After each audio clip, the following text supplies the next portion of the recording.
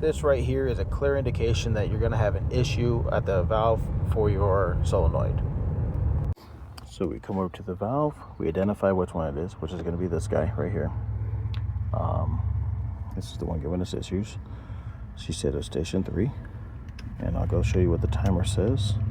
But pretty much, I'm going to turn this flow control. You can also do a flathead right there, put a flathead.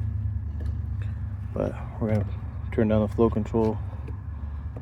So for one, the sprinkler right here doesn't go off and hit me, because that would be very uncomfortable. Now we can take him. We're going to get very minimal water in here. Okay, see how nothing's spraying up? If I had this open, it's going to spray up even more, but I'm not going to open it. Take a new one. Screw it down.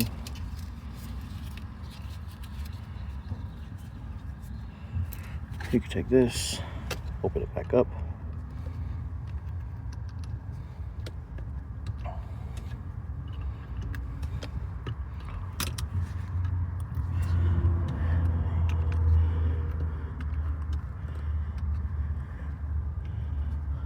Okay, now see it's all the way, so I'm gonna back it off.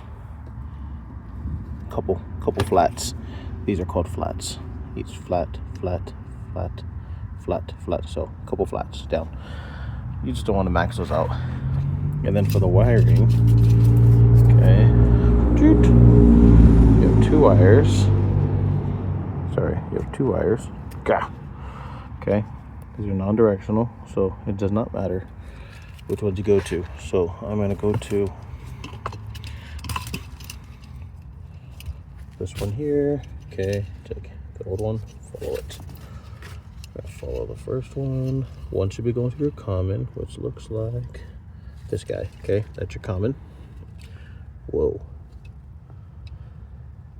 Yeah. Okay, I guess that's what they're using.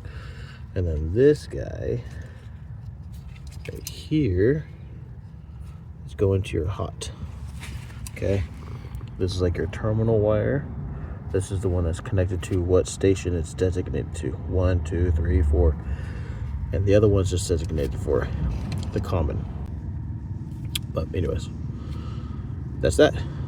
So I'm just gonna unhook this, unhook that, and re-splice them. I only got one hand to record, one hand to work with, so I'm gonna stop recording when I do it. I apologize, but pretty straightforward.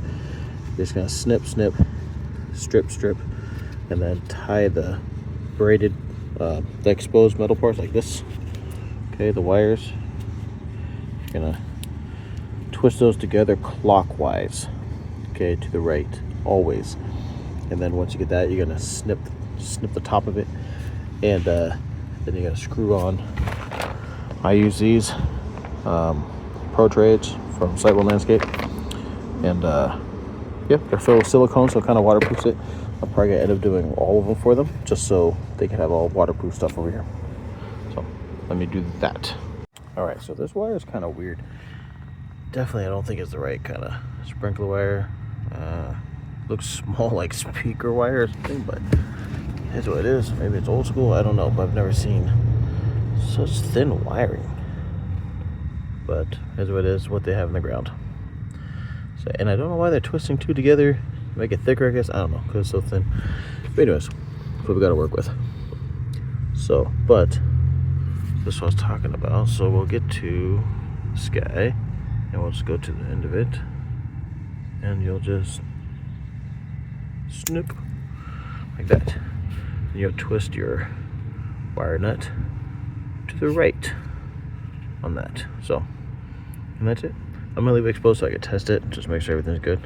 A lot of times what people do also, because they don't want to redo all the common wire, focus, is they will just take the one wire they're changing and cut it like here and use it as like a little pig, whatever they call it, or a branch off, a bridge.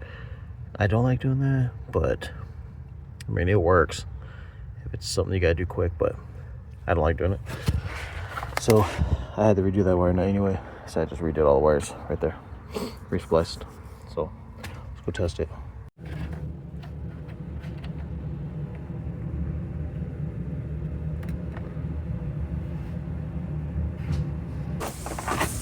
right, and that's all it is. Good to go. Next job.